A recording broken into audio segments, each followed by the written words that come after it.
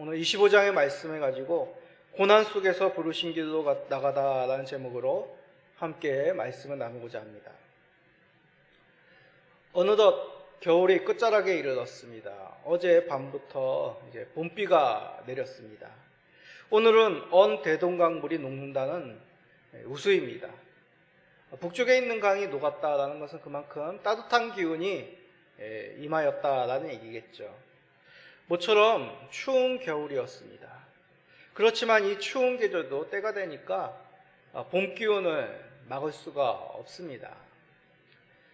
그러나 추운 기운이 서서히 물러가고 따뜻한 기운이 들지만은 이것과는 달리 고물가로 인한 삶의 무게는 더욱 어려워지고 있는 실정입니다.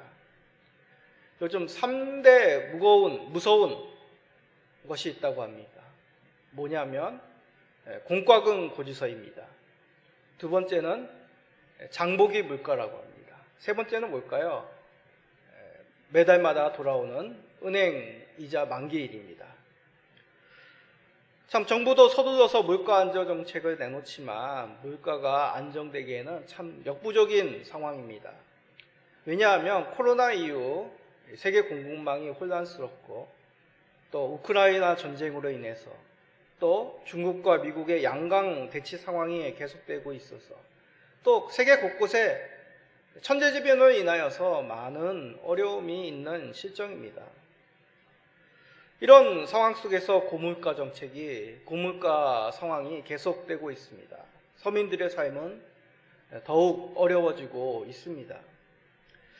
자, 그럼 이런 어려움 속에서 우리 성도들은 어떻게 살아야 될까요?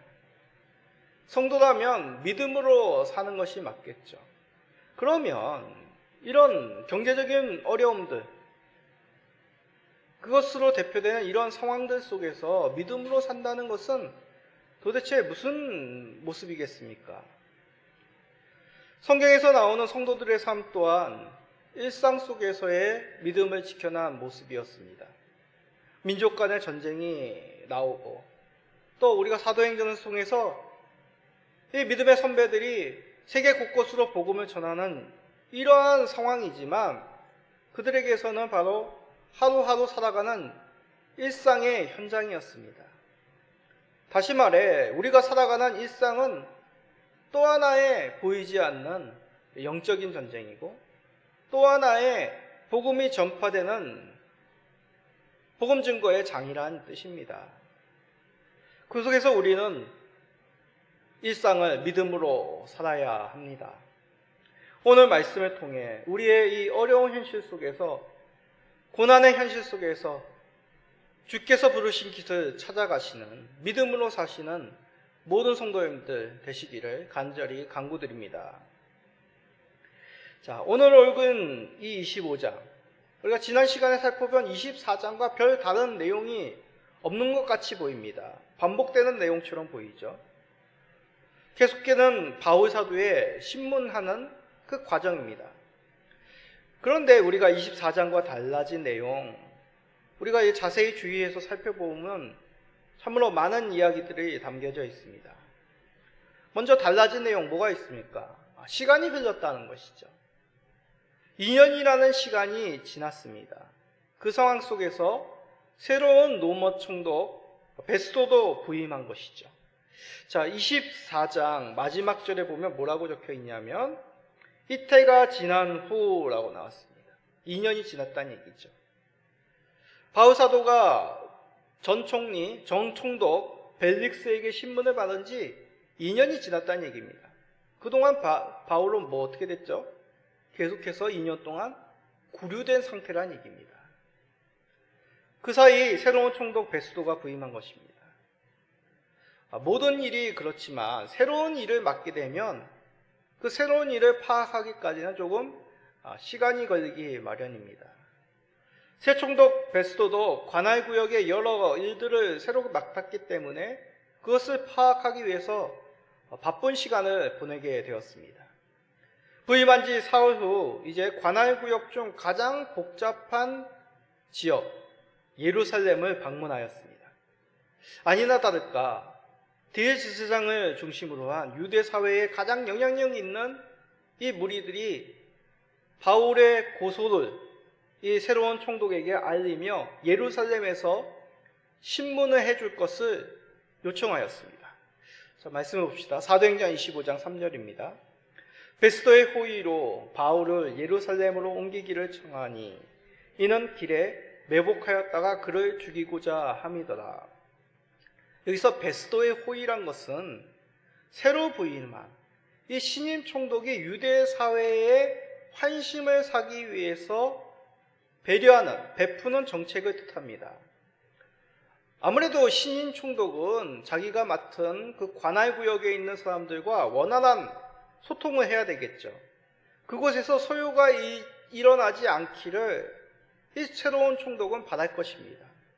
그러기에 행정을 시작하는 이 시점에서 지역민들의 요청을 들어주고 그들에게 호의를 베푸는 것, 나름대로 정치적인, 행정적인, 정치적인 올바른 방향이라 할 수 있겠습니다. 그러나 이 대지상 무리들의 요청은 그 속에 계략이 있었던 것이죠. 바로 예루살렘으로 바울을 이송하는 도중에 그를 암살하려는 계획입니다. 앞서 우리가 살펴보았죠. 가이사랴에 이송하기까지, 예루살렘에서 가이사랴를 이송하는 도중에 이 대지상 무리들, 유대인들 무리들은 바울 사도를 해하려고 했습니다. 이것이 바로 2년 전의 일이죠. 그런데 다시 이러한 계획을 짜서 실행하고자 하는 것입니다.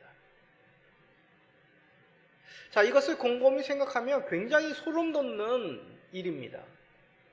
왜냐하면 2년이라는 시간이 지났는데 이 대지상과 유대인들의 생각은 변함이 없다는 것이죠.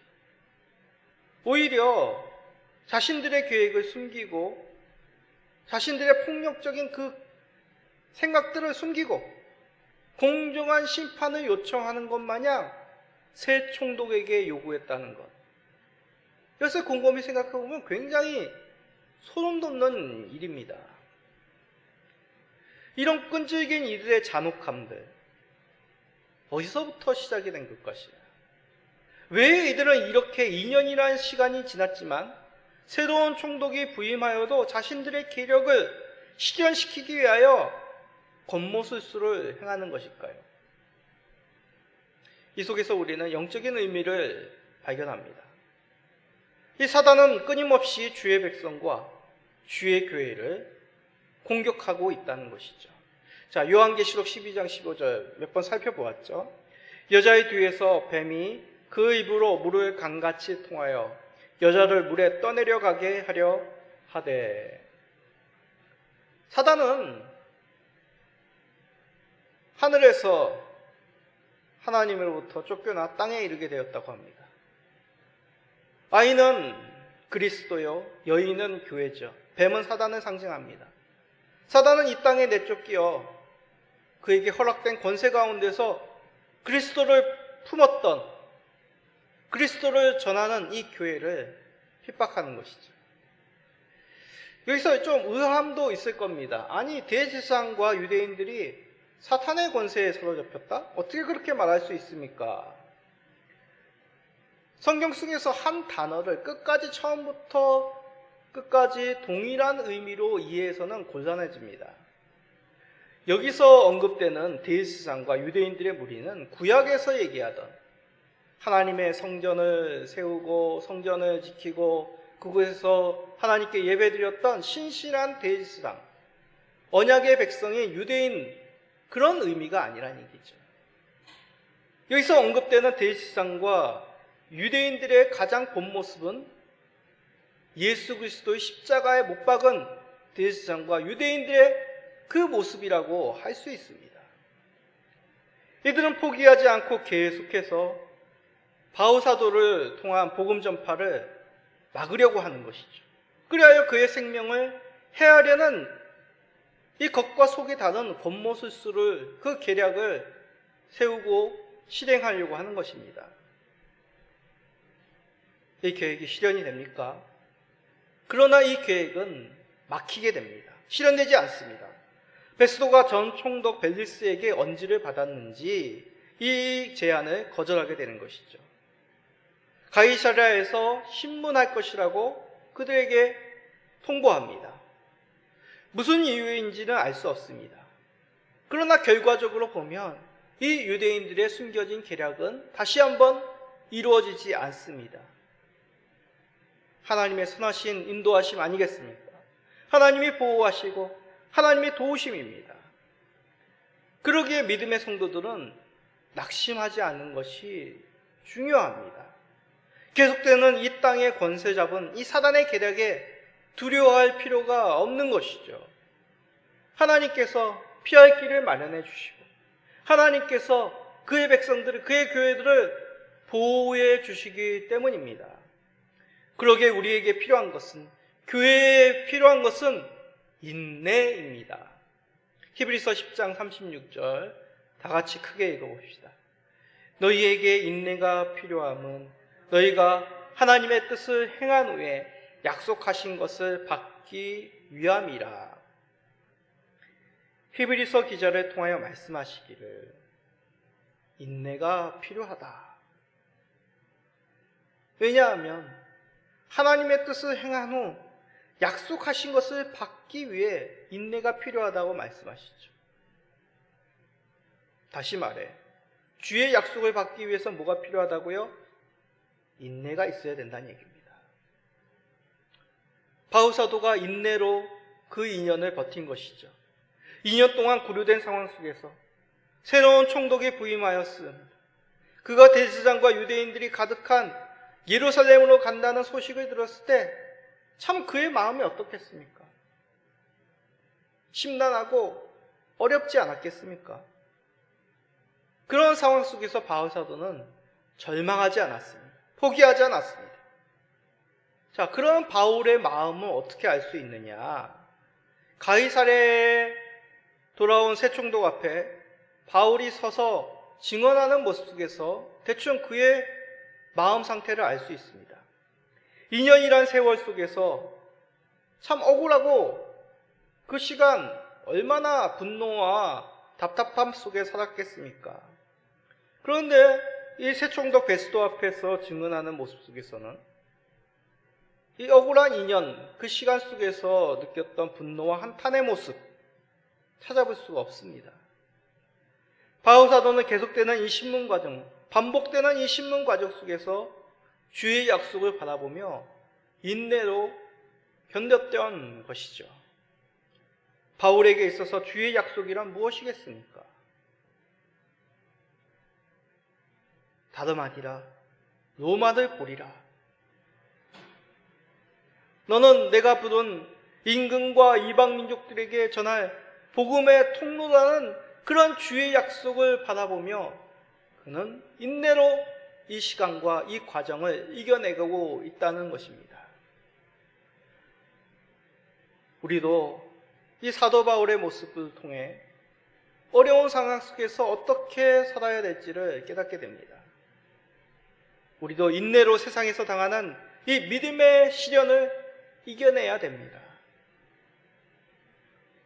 삶의 무게를 하나님의 약속을 바라보시며 인내로 이겨나가시는 성도님들이 되시기를 간절히 간구합니다. 자, 그런데 바울은 믿음의 인내만 있었던 것이 아니죠. 바울 사도는 이 주의 부르심을 알기에 이 고난의 현장인 이 신문의 자리 속에서 믿음의 약속을 응답받는 그 자리로 용기 있게 자원하여 나아갑니다. 새로운 총독 베스도 앞에서 유대인들의 무드는 여러 가지로 또다시 고발합니다. 그런데 증거가 없습니다. 증인이 없습니다. 오히려 바울 사도가 조목조목 유대인들의 고소에 반박을 합니다. 율법과 성전에 대해서 자신은 모독하지 않았다. 로마 제국을 소란케 하지 않았음을 이 고발하는 증인들이 세우지 못하는 그 모습 속에서 증거되지 않습니까? 그런데 바울의 증언을 듣던 이 베스도 총독은 갑자기 유대인들의 마음을 얻기 위하여 대뜸 바울에게 예루살렘에서 신문을 받을 것인가? 당황스러운 질문을 합니다. 물론 예루살렘에서도 이 로마 총독은 재판 과정을 신문을 주관합니다. 왜냐하면 이 사내들인 공회는 행정권이 없기 때문이죠. 자치권은 있고 종교권은 있지만은 어떤 판결을 내릴 수 있는, 처형할 수 있는 행정권은 없었습니다. 그렇지만 바울의 입장에서 2년이라는 시간이 흐른 뒤에 다시 예루살렘으로 돌아간다, 상해드린 공회에 다시 선다, 유대인들 앞에서, 이 대제사장 무리 앞에서 예루살렘에서 제신문을 받는다는 것은 크나큰 부담이었습니다. 그 전에 바울 사도는 어떠한 이들의 기략을 들었었습니까? 앞에서도 말씀드렸듯이 예루살렘에서 가이사랴로 올라가는 길에 이 유대인 무리들이 자신을 해하려고 했던 계획을 세웠던 사실을 압니다. 물론 다시 반대로 가이사랴에서 예루살렘으로 올라가는 길에 이 유대인들이 어떠한 계략을 세웠는지는 바울 사도는 알 수 없지만 그 전에 그런 전과가 있다면 다시 예루살렘으로 돌아가는 그 호송의 절차, 여러 가지 어려움이 있지 않겠습니까? 큰 부담으로 다가왔습니다. 바울 사도는 여기서 결단합니다. 예루살렘으로 돌아가 다시 자신을 변호하는 일을 반복하고 이마저도 제대로 진행되지 않는 이런 불확실한 상황이라면 자신의 권리를 사용하겠다. 바로 로마 시민으로서 가이사랴에게 이 재판을 호소할 것을 결단하며 요청합니다. 자, 사도행전 25장 11절입니다. 만일 내가 불의를 행하여 무슨 죽을 죄를 지었으면 죽기를 사양하지 아니할 것이나 만일 이 사람들이 나를 고발하는 것이 다 사실이 아니면 아무도 나를 그들에게 내줄 수 없나이다. 내가 가이사께 상소하노라 하는데 죽기를 사양하지 않았다라는 것은 사형에 마땅한 죄를 자신이 범했다면 이를 회피하지 않고 당당하게 죄값을 받겠다는 말입니다. 로마 시민들은 이러한 재판 과정에서 현지의 하급 재판정에서 올바른 판결을 받지 못한다면 로마 황제에게 재판을 요청할 수 있는 권리가 있습니다. 지금의 우리나라 어떤 사법제도죠? 삼심제이죠. 지방법원, 만약 그것이 올바른 판결을 받지 못했다고 생각한다면 다시 그 위의 상급기관인 고등법원으로 항소할 수 있습니다. 고등법원에서도 올바른 판결을 받지 못하면 어떻습니까? 대법원으로 항소할 수 있는 것이다. 이 당시에 지금과 다른 차이라면 친문 과정에서도 황제에게 상소할 수 있었다는 얘기입니다. 물론 황제 앞이라고 더 공정한 재판이 이루어질 것이라고 확신할 수 없습니다. 이 당시 로마 황제가 누구냐면 그 유명한 바로 네로 황제입니다. 네로 황제 초기 시대인데 역사학자들은 네로 황제 초기 시대에는 그래도 스승 세네카의 영향으로 무리 없는 행정을 펼쳤다라고 평가를 합니다. 그럼에도 바울 사도 그의 안전이 보장된 것은 결코 아니죠. 네로가 지혜롭게 이것을 파악하여 공정하게 재판할 것이라는 보장이 없습니다. 그런데도 바울 사도는 일말의 망설임 없이 황제에게 항소합니다. 왜냐하면 자신의 생명보다 주 예수의 복음을 증언하는 일을 더 소중한 일로 여겼기 때문이죠. 예루살렘 귀환 중에 예배소 장로들을 초청해서 간증한 그의 발언 속에서, 그의 대화 속에서 알 수 있습니다. 사도행전 20장 24절입니다. 내가 달려갈 길과 주 예수께 받은 사명 곧 하나님의 은혜의 복음을 증언하는 일을 마치려 하면은 나의 생명조차 조금도 귀한 것으로 여기지 아니하노라. 아멘. 물론 예루살렘에서 이 산헤드린 공회 앞에서도 복음을 증언할 수 있습니다. 그런데 앞서 유대인들이 어떻게 반응했습니까? 거부하였죠. 복음을 받아들이지 않았습니다.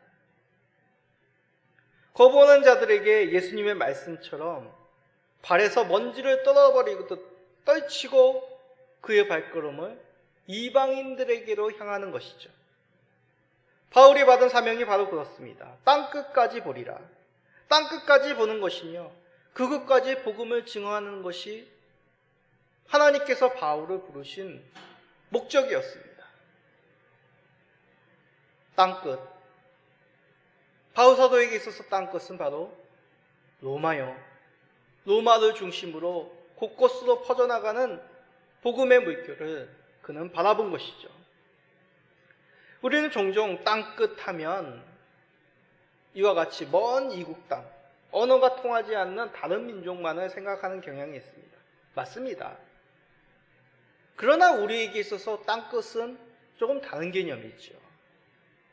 내가 섣불리 다가갈 수 없는 곳, 나와는 생각이 다르고 바라보는 것이 달라, 이해하는 것이 달라, 보이지 않는 막힌 벽에 있는 상대방, 그들이 우리들에게 땅끝이 아니겠습니까?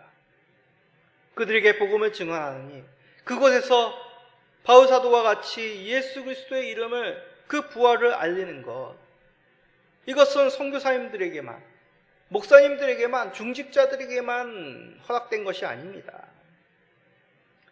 우리도 누군가가 믿음의 선배들을 통하여, 믿음의 선진들을 통하여 복음을 들었고 그들의 영향력으로 이 자리에 앉아 있습니다. 구원의 은혜를 얻은 것이죠. 그렇다면 이제 받은 은혜를 다시 돌려주는 것, 누군가에게 그 은혜와 그 사랑을 나누어 주는 것이 합당한 것 아니겠습니까? 바울 사도는 이를 위해 남들에게 없는 그 로마의 시민권을 사용합니다. 더 나아가 자신의 생명조차도 아끼지 아니하며 황제에게 항소하는 것이죠. 권리는 이럴 때 쓰라고 있는 것입니다. 하나님께서 주신 은사는 이럴 때 사용하라고 주신 것입니다.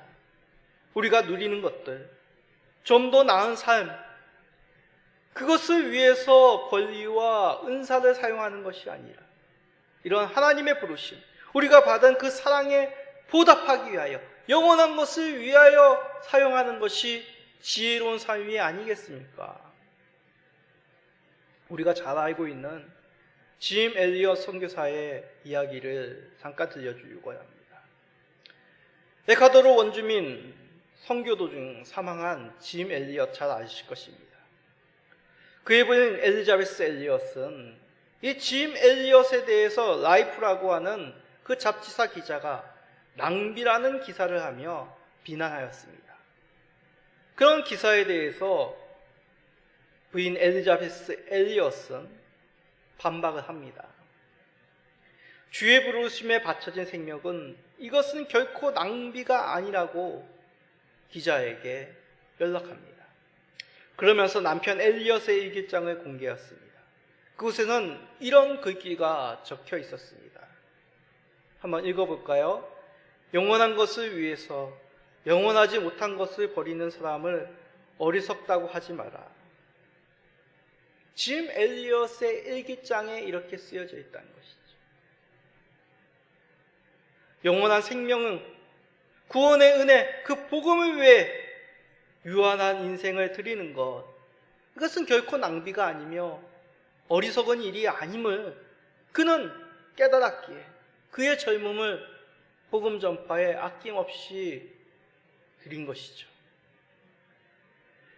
주의 부르심에 나아가는 것, 결코 잘못된 선택이 아닙니다. 왜냐하면 가장 귀한 생명, 영원한 생명, 영혼을 살리는 이 고귀한 일에 아낌없이 투자하는 것이기 때문이죠.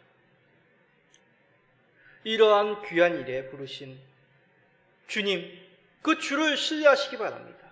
그리하여 담대히 나아가시는 바울 사도와 같이 망설임 없이 우리의 권리를 주를 위하여, 영원한 것을 위해 사용하시는 지혜로운 성도님들 되시기를 간절히 간구합니다. 자, 이런 바울사도 황제에 대한 상소로 신임 총독은 어떻게 보면 큰 짐을 덜게 되었습니다. 왜냐하면 이 사건이 전임 총독 때부터 해결되지 않는 문제죠. 뾰족한 해결책이 없었습니다. 그런데 바울사도가 항소함으로 이걸 다 황제에게 올리면 되는 것이죠. 자, 그런데 한 가지 남은 것이 있습니다. 바로 이 일에 대해서 어떻게 황제에게 보고하느냐.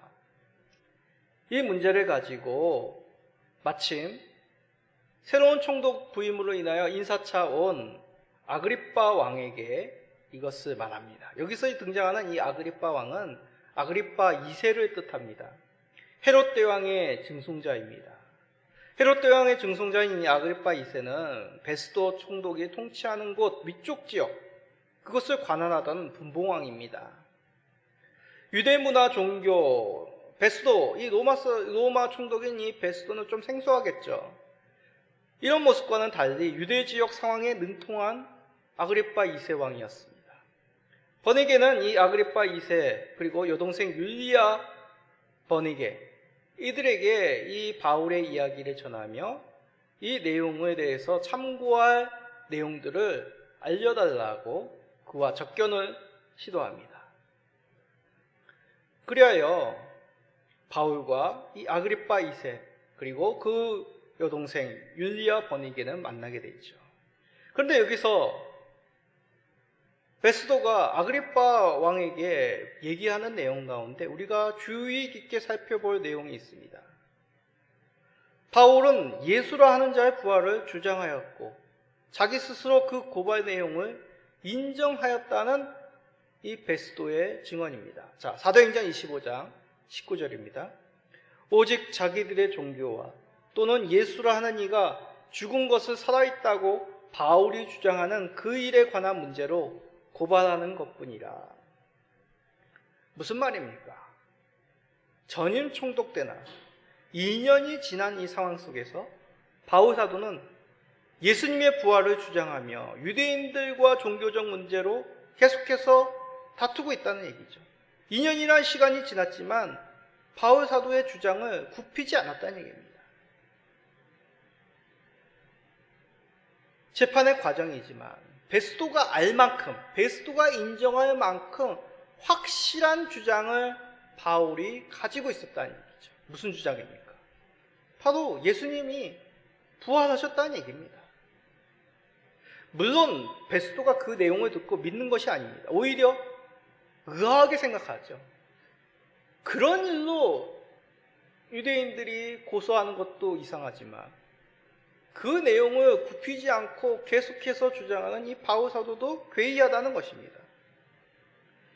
그러나 베스도의 입장에서 그 의아함은 왜 이런 이상한 주장을 하는지에 대한 조사로까지 이어지게 됐죠. 로마 시민인 이 바울이 무엇을 주장하기에 유대인 무리에게 고발당하고 그 생명까지도 위협받는 이 상황 속에서 이를 굽히지 않고 일관되게 주장하는 나머지 공정한 재판에 의하여 황제에게까지 상소를 하느냐. 그렇습니다. 우리가 보통 복음을 전하는 것, 상대방이 관심을 가지고 어떤 종교적인 내용, 어떤 신앙적인 내용 하는 그런 자리에서만 복음을 전한다라고 생각합니다. 그런데 그런 자리만이 아니라 이 재판의 과정 속에서도 사람들에게, 그 재판을 주관하는 이 행정가들에게, 고위 관리들에게 복음의 내용을 증언하는 그 신앙을 고백하고 있는 바울 사도를 우리가 발견하게 된다는 것이죠. 그렇게 되기까지 무엇이 중요합니까? 굽히지 않는 신앙이죠.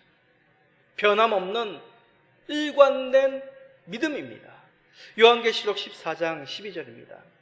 성도들의 인내가 여기 있나니 그들은 하나님의 계명과 예수에 대한 믿음을 지키는 자니라. 주의 약속을 바라보며 인내하는 신앙을 가졌다는 것, 그것은 걷어지는 것이 아닙니다. 예수님에 대한 변함없는 믿음을 지킴으로 인내하며 주의 약속을 바라보며 견뎌나갈 수 있는 것이죠. 이 뜻은 외골수적이 되어라, 막무가내식의 태도로 복음을 전하라는 의미가 결코 아닙니다. 어떤 상황 속에서, 힘들고 어려운 고난 속에서 변하지 않는 믿음을 소유하고 있어야 된다는 얘기죠. 세상 속에서 핍박받는 이유, 어떻든 간에 예수 그리스도로 일한 것이어야 됩니다. 비윤리적이고 예의 없어서 손가락질 당하는 것이 아니죠. 변함없는 주 예수에 대한 그 부활에 대한 확신의 증거로 말미암아 세상은 의아해하고, 어떻게 이런 어려운 상황 속에서, 손해가 되는 상황 속에서 그 믿음을 꺾지 않고 있느냐라는 그 의구심이 들 정도로 그 믿음을 지켜나가는 것이 바로 바울사도의 모습이었고 우리들의 모습이었음을 살펴보아야 됩니다. 이것이 당연하다 알고 있지만 예수님의 말씀이 뭐라 했습니까? 마지막 날에 믿음을 보겠느냐? 그만큼 좁다는 얘기죠. 믿음을 끝까지 지키는 것이 쉽지 않다는 얘기죠. 왜냐하면 우리는 눈에 따라, 환경에 따라 변화지기 쉬운 연약한 사람이기 때문입니다. 사랑하는 성도님들, 우리가 감당해야 할 길, 믿음의 길, 지루하고 어려운 인생의 길입니다. 그 길에서 우리가 견뎌나갈 수 있는 것, 인내와 주에 대한 신뢰, 변치 않는 믿음을 기억하시기 바랍니다. 우리는 전도지를 들고 나아가는 것, 선교사로 세계에 나아가는 것만이 아니라 우리에게 주어진 삶의 자리, 우리에게 주어진 권리, 우리에게 허락된 은사와 삶 가운데서 이러한 믿음으로 견뎌나가는 것, 주의 부르심에 합당하게 주 예수를 자랑하는 것, 이것이 바로 우리에게 허락된 삶임을 인정하며 힘든 일상 속에서도 인내와 믿음으로 나아가시는 모든 성도님 되시기를 예수 그리스도의 이름으로 축복합니다. 아멘.